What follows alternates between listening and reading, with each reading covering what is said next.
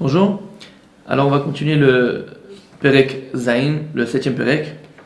Alors les Bénis Israël vont conquérir la ville de Jéricho. Et comme on l'avait vu le cours dernier, Yoshua, donc Akadosh Baruch Hu, donc a interdit de toucher au butin de la ville. Ce butin-là va être pour Akadosh Baruch Hu. Il est écrit dans le 7e Perek, Perek Zain, que Yoshua, donc Vaïmalou ben Israël mal bechrem, Vaïkach Akan ben Karmi ben Zavdi ben Zerach lemate Yehuda min acherem, Vaïcharaf Hashem b'bnei Israël. Donc il y a écrit que malheureusement les Bénis Israël, Vaïmalou ben Israël, il y a écrit. Donc les Bénis Israël vont transgresser l'interdiction de toucher au butin. Et il y en a un qui s'appelle Akan, fils de Karmi, fils de Zavdi, fils de Zerach, du chevet de Yehuda, qui va prendre donc du butin et transgresser la parole d'Akadosh Baruch Hu. Vaïcharav Hashem b'bnei Israël. Akadosh Baruch Hu va mettre son courroux contre les Bénis Israël. À ce moment-là, Yoshua va envoyer des soldats de Jéricho à la ville de Haï. Ça fait mal. La ville de Haï. Ouais. Et là-bas, ils vont faire la guerre donc pour garder la ville. Et ils vont dire à Yoshua, ne t'inquiète pas, la ville, elle n'est pas fortifiée, il n'y a pas beaucoup d'habitants, c'est pas des gens très très forts. Tu peux envoyer quelques Kishlochettes à la Fimrish, 3000 hommes, et ils vont régler l'histoire en quelques instants. Yoshua va envoyer ses hommes pour conquérir la ville de Haï. Et 36 hommes, les Bnei Israël, 36 juifs vont tomber. Ils vont revenir, Yoshua, il va déchirer ses vêtements, avec les Bnei Israël, les anciens d'Israël, il va déchirer ses vêtements, il va tomber par terre. C'était pas possible. C'est pas le Bnei Israël, c'est pas les juifs qui faisaient la guerre à ce moment-là, c'était Akadosh Baruch Hu. Comment c'est possible que 36, et c'est les tzadikim qui partent à la guerre, des gens justes, comment 36 des Bnei Israël vont mourir à la guerre? C'est pas possible. Yoshua il pleure, Yoshua et il écrit Akadosh Baruch Hu se dévoile à lui. Akadosh Baruch Hu se dévoile à lui, il lui dit Yoshua, Bayomer Hashem el Yoshua, Kum lach, lama ze ata nofel al panecha. Akadosh Baruch Hu dit à Yoshua, lève-toi, qu'est-ce que tu fais? Pourquoi tu tombes par terre? Chata Israël. Il dit à Akadosh Baruch Hu à Yoshua, Chata Israël. Israël a fauté. Vegam avou et beriti, ils ont transgressé notre alliance, il fallait pas toucher au butin. Asher tziviti otam vegam lakum min acherem vegam ganvu gam ki chashu vegam samu bichlehem. Et ils ont pris du butin. Il a fait mal. Donc on voit que 36 ans vont mourir à la guerre. Et Akadosh Baruch Hu dit à Yoshua, qu'est-ce que tu fais par terre? Chata Israël. Israël a péché ici. Ils ont transgressé l'interdiction de prendre du butin. Voilà ce qui est arrivé. Chata Israël. La question qui se pose ici, c'est au début du cours, là je viens de vous lire, il y a écrit Vaïmalou ben Israël ma'al becherem vaïkach akan. Akadosh Baruch Hu dit à Yoshua, Chata Israël, Israël a fauté. Mais est-ce que c'est Israël qui a fauté? Israël, les Bénis Israël ont fauté. Il y a écrit que les Bénis Israël ont fauté. On te dit qui a fauté. Vaïkach akan ben Karmi ben Zavdi ben Zerach. Donc, qu'est-ce que tu viens me dire? Chata Israël, Israël a fauté. C'est pas Israël qui a fauté. Il y a une personne du peuple juif qui a fauté. Ne dis pas que c'est Israël qui a fauté. Il y a écrit Vaïkach akan, Akan il a fauté. Aval, c'est pas tout le peuple juif, Akan. Alors pourquoi Akadosh Baruch Hu, il vient et te dit Chata Israël? C'est compris la question. Sur ça, un Rav Dessler extraordinaire. Il dit Rav Dessler en fait un gros yesod. Et on va parler, si tu veux, de ce yesod là, de ce qu'on va dire maintenant, pendant plusieurs cours. C'est très important. Pourquoi Akadosh Baruch Hu a dit Chata Israël? Pourquoi Akadosh Baruch Hu a dit à Yoshua, le peuple juif a fauté, Israël a fauté, c'est Akan qui a fauté? Je vous donne un exemple. Si maintenant, dans une école, ouais, vous allez à Harvard, il y a d'autres écoles comme ça un peu, ouais, de la rue Société. Ça est à Harvard. Et là-bas, il y a un type de la zone qui vient là-bas s'asseoir pour faire des études. Mais lui, c'est un chahuteur, c'est un, on va dire, perturbateur. Mais s'il rentre dans la classe maintenant, et dans cette classe-là, tous les élèves, toutes les personnes qui s'y trouvent, ils veulent arriver au bout. Ça rigole pas, c'est du sérieux, ça bosse, ça travaille comme il faut. Lui, il va venir dans la classe, il va essayer un tout petit peu de déraper, de faire le mariole. On va même pas le laisser. Il va même pas se sentir capable de le faire. Pourquoi? Parce que l'état d'esprit dans la classe, l'ambiance dans la classe, elle est que c'est sérieux.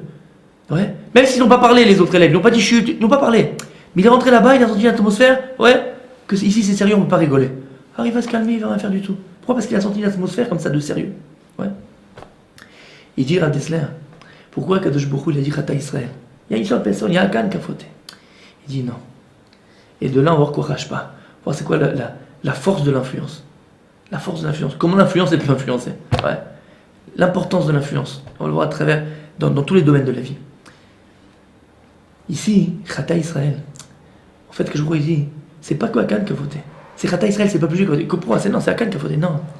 si en fait à ce moment-là, dans le peuple juif, la faute du gezel, la faute du vol, la faute de transgresser les paroles de Kadosh Baruch Hu, Yirat Shamayim, la crainte du ciel, elle était à 100%, elle était puissante, elle était forte.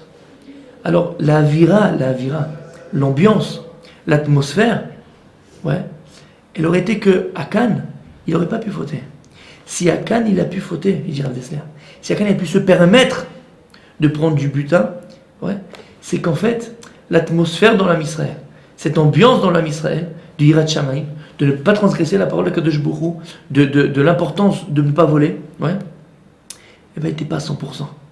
C'est que s'il se l'est permis, c'est que l'ambiance, elle lui a permis de le faire cette faute. Et en fait, c'est ça qu'on rage pas, c'est ça qui est écrit ici. Kadosh Baruch Hu dit à Yoshua, Chata Israël, mais c'est pas Israël qui a fauté, c'est Akan qui a fauté, c'est pas Israël. Non, Chata Israël. Parce que si le peuple juif à ce moment-là, ils étaient tous unis dans cette Yirat Shamayim, dans cette crainte du ciel, ils étaient tous dans une ambiance sérieuse, comme on a donné le machal, cet exemple-là. Ouais. C'est-à-dire que pour eux, transgresser la parole de Dieu, c'était grave. Akan n'aurait jamais pu se permettre de faire cette faute-là. C'est que si Akan avait pu se permettre cette faute-là, c'est qu'il y a eu un relâchement dans le klal, dans la généralité, dans la communauté d'Israël entière. Et c'est pour ça qu'il s'est permis. Ce relâchement du klal, elle a permis au prat, à l'individu qui s'appelle Akan, de faire la faute. Donc c'est tout le klal qui est responsable. Parce que si le klal lui-même il était entier dans ça, Akan n'aurait jamais pu fauter. Donc c'est pour ça que je beaucoup dit Rav Dessler a écrit Chata Israël. Israël a fauté. C'est pas que Akan il a pu fauter parce que dans le Ham Israël il y avait cette atmosphère de faute. C'était possible de faire une faute. Si dans l'Ham Israël c'était du béton armé, c'était du fer, c'est impossible. Akan n'aurait jamais pu fauter. C'est ça ici, Chata Israël. Et de là on voit Kochage pas, comme dit Rav Dessler. Ouais. On est tous, c'est la force de l'influence. Comment chacun il peut influencer sur l'autre. Il explique le Rav Dessler par rapport de différentes manières. On voit que l'âge passe, c'est une réalité. L'influence, c'est une réalité. C'est pas quelque chose d'abstrait. On voit qu'on peut influencer les uns sur les autres. Il donne l'exemple simple. On voit que quelqu'un même il peut influencer sur sa pensée, par sa pensée, sur l'autre. Ouais, ça s'appelle la télépathie. Télépathie, ça existe. Ouais, mais tu le vois pas. Bah oui, c'est quand on est portable. Tu vois que tu appelles ici, l'autre il est au Kenya en safari. Ta grand-mère, elle fait une petite promenade là-bas au Kenya en safari. Tu l'appelles avec ton portable et elle est là-bas. Comment tu peux lui parler? Parce que le satellite, oui, mais tu ne vois pas les ondes. C'est pareil. L'influence, ouais, par rapport à la télépathie. La télépathie, c'est de l'influence.